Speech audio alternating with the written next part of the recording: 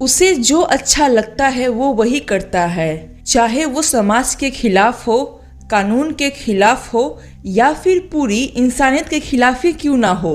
अगर उसके ऊपर पागलपन सवार हो जाए तो वो कोई भी विनाशकारी कदम उठा सकता है। इस बात को लेकर सभी देश भी डरते हैं और यह तक कहा जाता है कि अगर तीसरा विश्व युद्ध हुआ तो उसका जिम्मेदार यही होगा।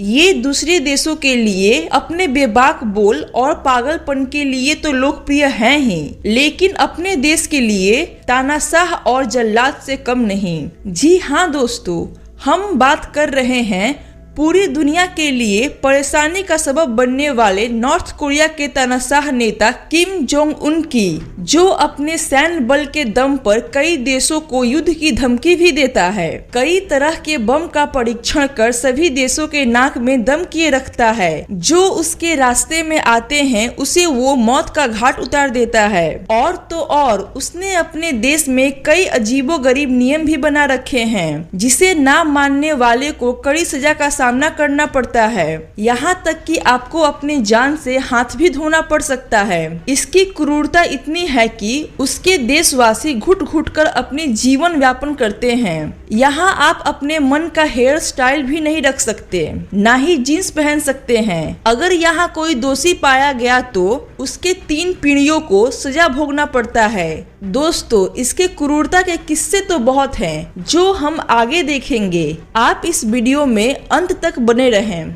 आपको इसके क्रूरता और अजीबोगरीब नियमों को सुनकर आपके पैरों तले जमीन खिसक जाएगी। तो चलिए दोस्तों, आगे हम इसके जीवन के बारे में थोड़ी जानकारी दे देते हैं।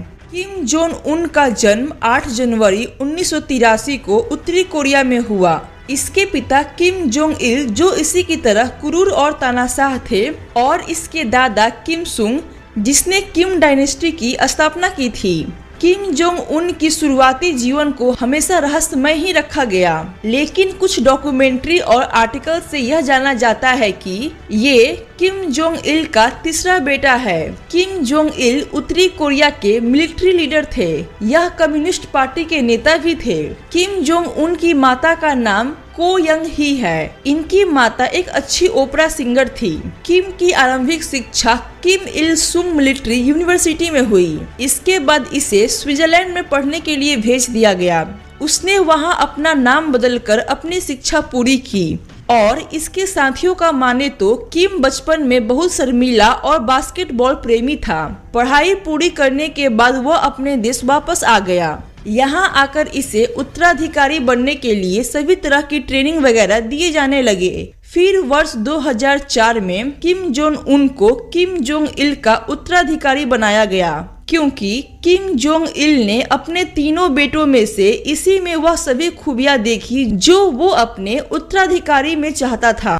महज 20 वर्ष की उम्र में ही इसके हाथ में शासन की कमान आ गई। वर्ष 2010 में इसके पिता की मृत्यु के बाद इसे 2011 में उत्तरी कोरिया का राजगद्दी प्राप्त हुआ था। गद्दी पर बैठने के बाद ही उसने उत्तरी कोरिया के मिलिट्री से कई सीनियर ऑफिसर्स को बर्खास्त करना शुरू किया। इसने अपने चाचा को भी मिलिट्री के ड्यूटी से बर्खास्त कर दिया और उन्हें सरकार बदलने के लिए साजिश रचने के जुर्म में गिरफ्तार करवा दिया। दोस्तों, उत्तरी कोरिया में आप अपने मन मुताबिक कोई भी टीवी चैनल्स नहीं देख सकते। किम जोंग ने अपने देश में टीवी पर भी प्रतिबंध लगा रखा है। वहाँ के लोगों को केवल वही चीजें देखने को मिलती है जो वहाँ की सरकार अपने देश के नागरिकों को दिखाना चाहती है। यदि कोई व्यक्ति इसका विरोध करे तो उसे अपनी जान भी गंवानी पड़ सकती है। और तो और वहाँ आप अपने मन मुताबिक हेयर स्टाइल्स भी नहीं रख सकते। वहाँ केवल 28 तरह के हेयर स्टाइल्स ही लागू किए गए हैं, जिसमें से 10 पुरुषों के लिए और 18 महिलाओं के लिए। अतः जो भी व्यक्ति अपना बाल कटवाना चाहेगा उसे तानाशाह द्वारा चयनित हेयर स्टाइल में से एक स्टाइल ही चुनना होगा। दोस्तों, अगर कोई व्यक्ति किम का हेयर स्टाइल कॉपी कर ले तब तो उसका भगवान ही मालिक है। तानाशाह ने अपने देश में जीन्स पहनने पर भी प्रतिबंध लगा रखा है। पश्चिमी सभ्यता का एक अंश होने की वजह से तानाशाह अपने देश में इसे पहनने पर प्रतिबंध लगा रखा है। यह इतना पागल है कि जब इसके पिता किम जोंग इल का मृत्यु हुआ तब इसने पूरे देश में यह फरमान जारी किया कि सभी देशवासी उनके शव यात्रा पर रोएंगे और जो ना रोया उसे वो मौत के घाट उतार दिया।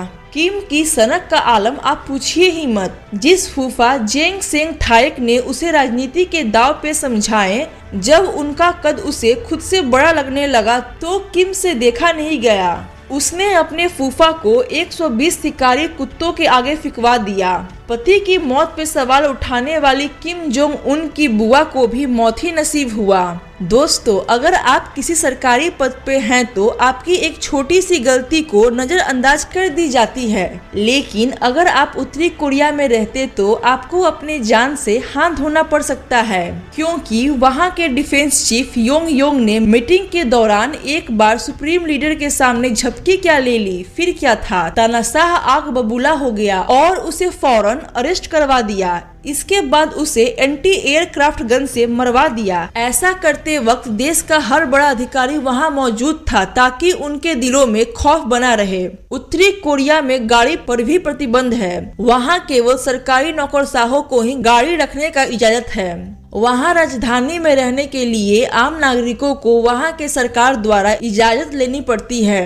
राजधानी में अक्सर कामयाब लोग अथवा सरकारी नौकरशाह ही रह सकते हैं। दोस्तों, अब तक तो आप जान ही चुके होंगे कि ये कितना क्रूर और तानाशाह है, जो अपने आगे किसी की भी नहीं सुनता। इसने जब से गद्दी संभाली है तब से लेकर आज तक उसने कम से कम 340 लोगों को मरवाया है।